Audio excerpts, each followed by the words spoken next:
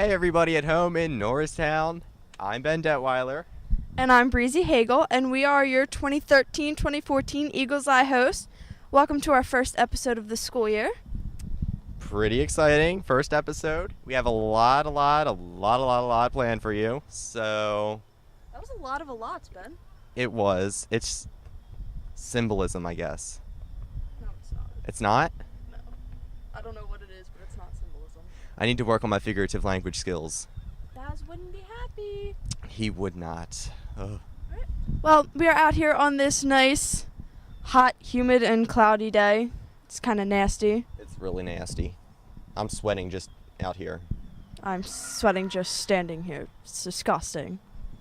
It is pretty gross. So I mean, it is kind of windy, but the wind ain't doing that much. what you got against wind and breezes? I got everything.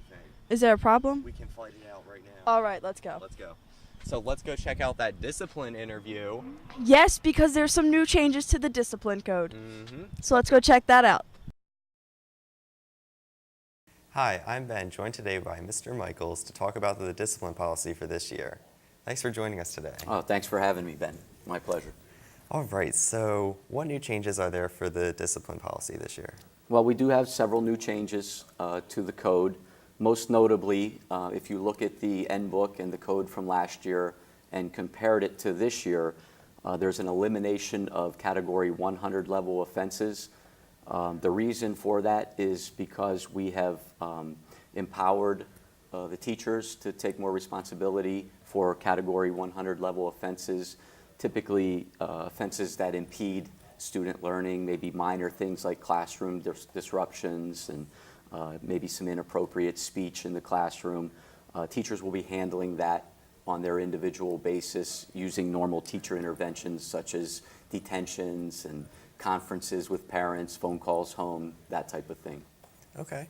So what are the new consequences then, since you've eliminated the category 100 level offenses? Well, the new consequences are fairly similar to last year. The lead teachers have a little bit more flexibility with how we utilize some of those consequences, but they range anywhere from a conference with the lead teacher, administrative detentions. We now have the addition of a Saturday detention, which we can speak more about. And then, of course, out-of-school suspensions and things of that nature, which we hope that we never have to use. Okay, so now that you brought up the point of Saturday detentions, what exactly are they? Because, I mean, it kind of sounds scary. Yes, Saturday detentions are something new this year. In addition to a regular administrative detention, which last year we had 3 levels of admin detentions, an A, B, and a C, and they varied in their time. Mm-hmm. This year we just have one regular administrative detention, which is held from 2:45 to 3:45 on Tuesday, Wednesday, and Thursday. In addition to that, we have added a Saturday detention, which is beginning at 9 o'clock on obviously a Saturday morning and ending at 11:30. The location for all of the detentions is room 245, the same place that it was last year. For Saturday detentions, students do have to provide their own transportation to and from, as well as administrative detention, students need to provide their own transportation home. Entering the building for a Saturday detention will take place in the forum area, so just where students come in to school in the morning, that's where they'll report for Saturday detention. We will allow students to come in through those doors and then right up to the classroom where detention will begin. What would happen if you decide to maybe skip your Saturday detention? If you skip a Saturday detention, it automatically goes to an out-of-school suspension. So it's very important for students to know that if you do get assigned a Saturday detention, you must attend. Ms. Conley and I have a little flexibility with scheduling. We do understand that students work. So, for example, if we saw a student on a Tuesday or Wednesday and their work schedule was already set where they couldn't make it that initial Saturday, we would schedule it for the following Saturday. So we do have a little bit of flexibility, and we're always willing to work with students. However, when it's assigned, students must attend that detention, or it does result in an unfortunate out-of-school suspension. Okay, so what necessarily earned you the privilege of getting a Saturday detention? It's something that we discussed with Mr. Smith, the principal, along with some of the other vice principals, and we felt that really it was an alternative to suspension. So some of the infractions that previously we would have to suspend students for, and they would miss class time and schoolwork and get behind, now we can assign the Saturday detention and they don't miss any class time. So we really had the best interest of the student in mind when we did it. We don't want our students missing any more class time than absolutely necessary.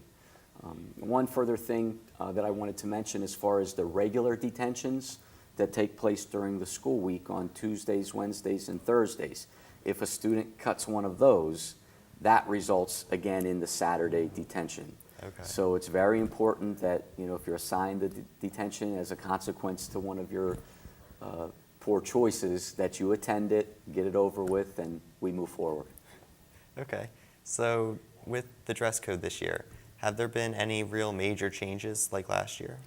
There's not a lot of changes. I would say it's more tightening up some of the rules that were in place. For our girls, we're emphasizing the three-finger rule for tops. You have to make sure that it covers at least 3 fingers, so no halter tops or string tops or anything like that. Also a reminder, no midriff showing, and then also any shorts or skirts, anything like that, for anyone, for males, females, must be fingertip length or beyond. So that's essentially the dress code.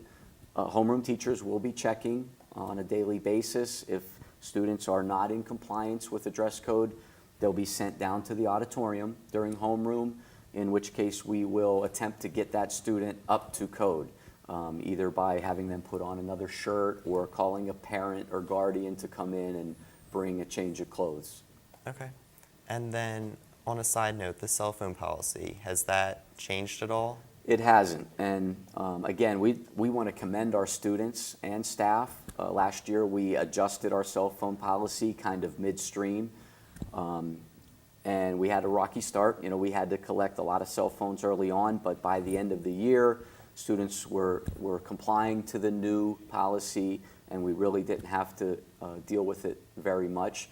But just as a reminder, the policy is that at all times in a hallway and in classrooms, the cell phone or any electronic device, including earbuds, headphones, any of that, must be concealed. That means not visible to the teacher or to any staff members if it's a hallway situation.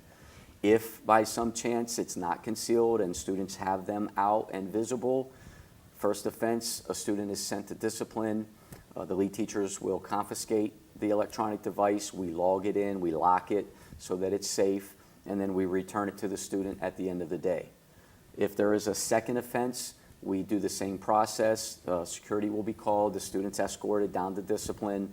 We confiscate the device, and then it has to be returned to a parent or guardian down in the main office area no later than 4:15. So a parent would have to come in prior to 4:15 to pick that up. And then third offense, and this is something that's new also, the same procedures in place. We confiscate the phone, parent or guardian must pick it up. In addition to that, a Saturday detention is assigned. Okay. Is there anything else that you'd like to add? Oh, that's really it. We hope that all of our students have a great school year. As I said in our talks with each class, we want to see you involved in clubs and activities, in sports, not in the discipline office. We also want to emphasize that as lead teachers, we are disciplinarians, but we are also a resource. And we want you to be able to come to us and be able to speak openly with us so that we can help you have a good, successful school year. That's what we all want. All right, well, thanks for joining us today. Thanks, Ben. Thanks for having me. I'm Ben, and I just talked to Mr. Michaels about the discipline code for this year. Now back to Eagles Eye.